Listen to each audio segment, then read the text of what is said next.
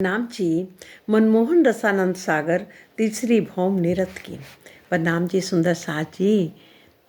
आगे आगे जैसे ही नवरंग बाई नृत्य करने लगी ताकि सब सखियां भी नवरंग बाई के पीछे पीछे अपनी मधुर आवाज से सुर मिलाते हुए गावने बजावने लगी।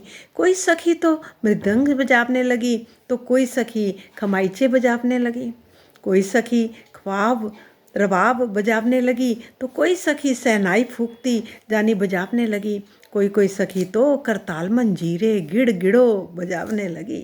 सुंदर साज जी, कोई सखी तो जल तरंग तो कोई मंडल को बजावने लगी। अनेक प्रकार के बाजे अनेक प्रकार की तानों से बजने लगे। जो जिस क्षण में राग तान होता है वो क्षण पल पल पहर 64 घड़ी बिना ही बजाए बाजते ही रहते हैं।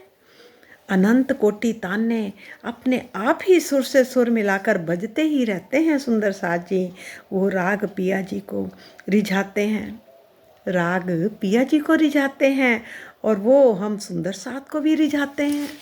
सुंदर साज जी, अब बीच में नीले पीले मंदिर के मंडल नित्य का समय बंध गया है।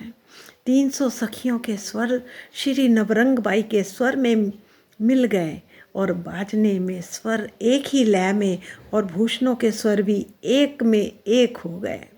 कोटि प्रकार के मृदंग, खमांच, वीणा, रबाब, सितारे, वेन, सहनाई, करताल, जलतरंग, श्रीमंडल, डोरू आपस में मिलकर लय विलीन हो गए। सुंदर साज जी, कई कोट बाजे मिलकर एक ही बाजा हो गए। ऐसे कई कोटान कोट बाजे जिनके जुदे जुदे सभी के स्वर एक ही सूत्र होकर नवरंग बाई के स्वर में मिल गए। ये सुंदर साज जी, अनंत प्रकार के बाजों भूषणों और कई कोटान कोट जवेरों की पुतलियों के ताल स्वर राग तान एक ही ताल राग तान का एक ही मंडल बंध गया, जानी एक ही स्वर में हो गए। ये सुंदर साज जी, ऐसा लगने लगा सुंदर साज जी जैसे दसों दिशाओं में अत्यंत सुंदर अमृत के समान महामीठे बोल स्वर को अपनी ओर खींच रहे हैं। ऐसा लगने लगा जैसे दसों दिशाओं में सुधा रस बरसने लगा और अमृतमयी सभी दिशाएं हो गई। ऐसा लगने लगा जैसे आसमान और जमीन के बीच में प्रेम रस महाआनंद को एक सुधा सिंधु जानी सागर बनकर ता ता थई थई ता थई थई करते हुए नृत्य कर रहा हो। एक एक वृक्ष डालियां थंबे फल फूल जानी हर चीज नृत्य करने लगी। श्री राज जी और श्री ठकुरानी जी इतने मगन हो गए कि ऐसा लग रहा था जैसे किसी भी सुंदर साज को होश ही नहीं है, सब लय विलीन हो गए। जितनी भी जवेरों की पुतलियाँ सब अपने आप को भूलकर उनके साथ स्वर से स्वर लय से लय तान से तान मिलाकर अपने आप को भूलकर नृत्य करने लगे। परम धाम की सब हवेलियाँ मंदिर दरवाजे थम झंझरी झरोखे चौक चबूतरे सब नृत्य में मगन हो गए। आसमान जमीन जल अग्नि पवन सब मगन हो गए। सुंदर साज जी, पशु पक्षी वन बगीचे सब मगन हो गए और नृत्य करने लगे। पशु पक्षी वन बगीचे सब मगन हो गए।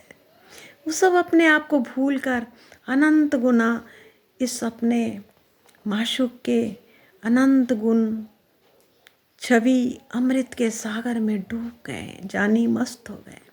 इसी बीच में श्री अक्षर ब्रह्म पल भर में 9 लाख कोस जमीन को लांग कर अपने मासो के इस नृत्य जानी मुजरे के बीच चांदनी चौक में आ गए और सुआ मैना ने स्वागत किया। तब पूर्ण पार ब्रह्म अक्षरातीत ने अपने सिंहासन पर बैठे बैठे अपने मुख घुमाकर अक्षर ब्रह्म को मुजरा बजाते ही दर्शन दिया तो वो पल में ही अपने घर भी चले गए। खेल की सूरत से दूसरी विलास की सूरत से रात दिन 64 घड़ी श्री राज जी ठकुरानी जी के ध्यान में मगन हो रहते हैं। आओ सुंदर साज जी, हम साथ बार बार इन लीलाओं का आनंद का पल पल लेकर उसके आनंद में मगन ही रहें।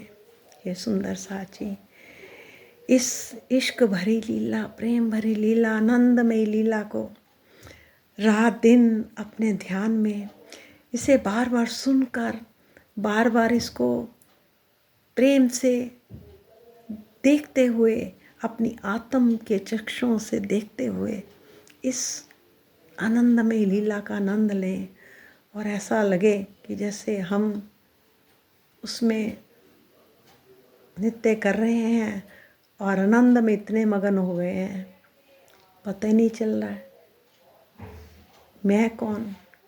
श्री राज जी, हम तो सखियां अपने प्रीतम को रिझाते ही रहे, रिझाते ही रहे, हर पल हर क्षण। बस